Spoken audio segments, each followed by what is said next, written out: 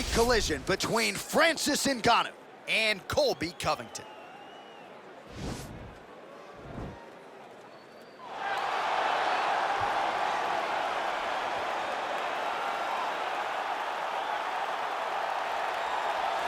Well, sometimes lost in the shuffle of all that is Colby Covington, we don't talk enough about just how elite a welterweight this is. Realized the UFC interim welterweight title back in the day, and he's a guy who many people believe on any given Saturday night, he can be the top 170-pound fighter in the world. Absolutely, and it's the work ethic. It's the work ethic of Colby Covington that stands out.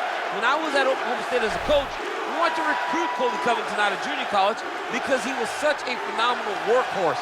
Everybody recognized it from day one, and when you watch it in his approach to his fights, he fights in that very same way. He's in your face, he's grabbing you, he's clinching you, he's taking you down, and he'll even stand and strike and throw big shots with you as the fight progresses.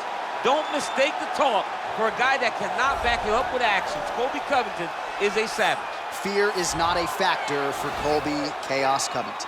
Well, DC, you may want to retire before this guy becomes the #1 heavyweight contender. Francis Ngannou, the power threat, born in Cameroon, raised in France, and he's carved out quite a nice niche here thus far in the UFC. Yes, he has. He's a very scary fighter.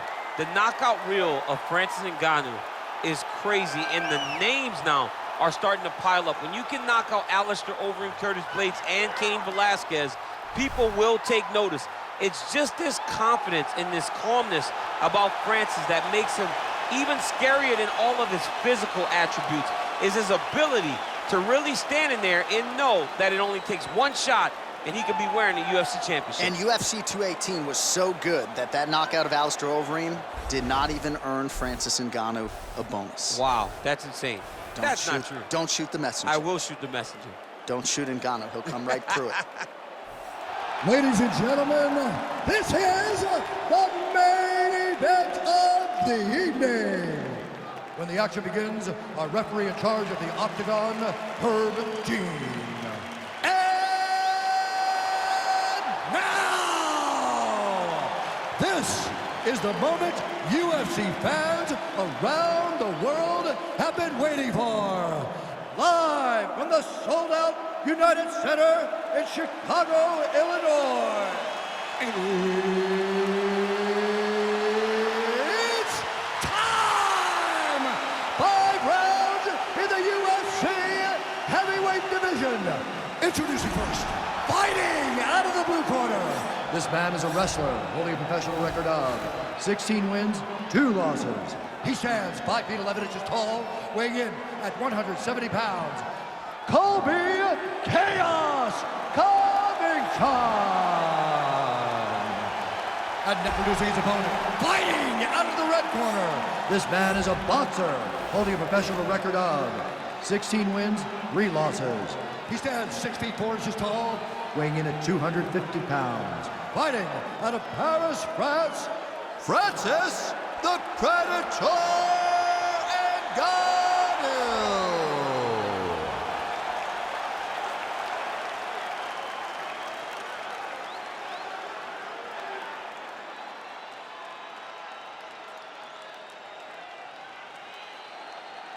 You've been given your instructions in the dressing room. Protect yourself at all times. Follow my instructions. We will have a clean fight. Touch gloves, let's make it official. They touch him up, and we are underway. Ready.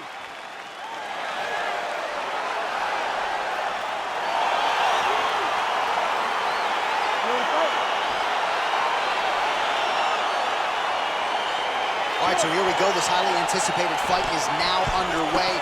Looks like a classic matchup of striker versus grappler. Am I simplifying things too much?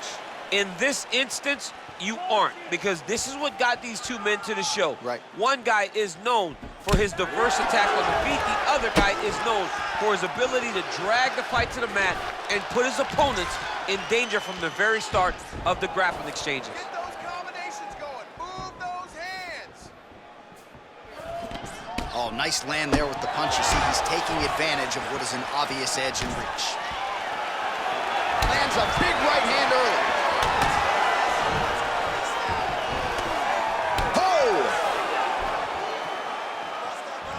Oh, straight right.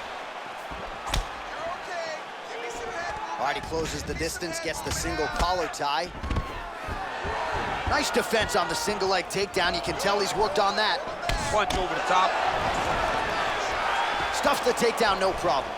Oh, beautiful knee to the head there. He's the taller fighter. We told you that off the top, and certainly used his length well in that situation.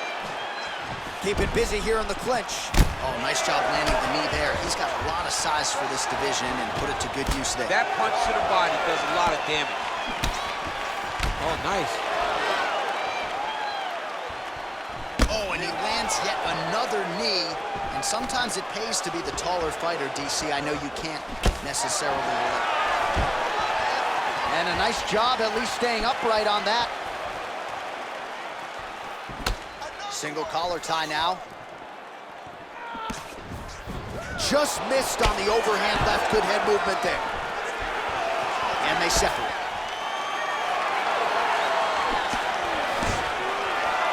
Unable to connect with the right hand there.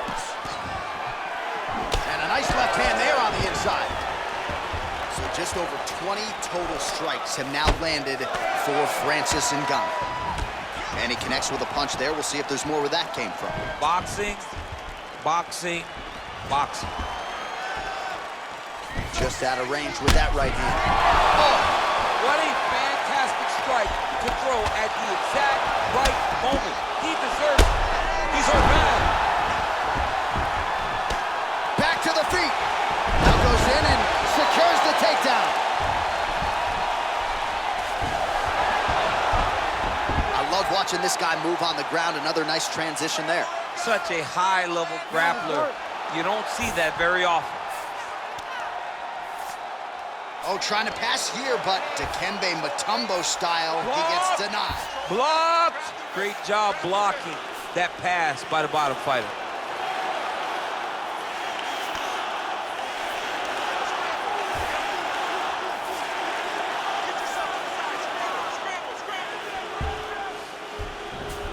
Well, you know, I don't like the gi very much, but I have an appreciation and a healthy one for these type of transitions. You can tell he's been in a gi at some point in his life with the way that he moves so freely. I'm skipping jiu-jitsu next week, too. Pretty good ground and pound by him here. He told us on Thursday he needed to be more effective in these situations. Certainly effective tonight. Many people have gone away from this style of fighting. This man has embraced it, and you are seeing why he's one of the best that we've seen do it in a long time.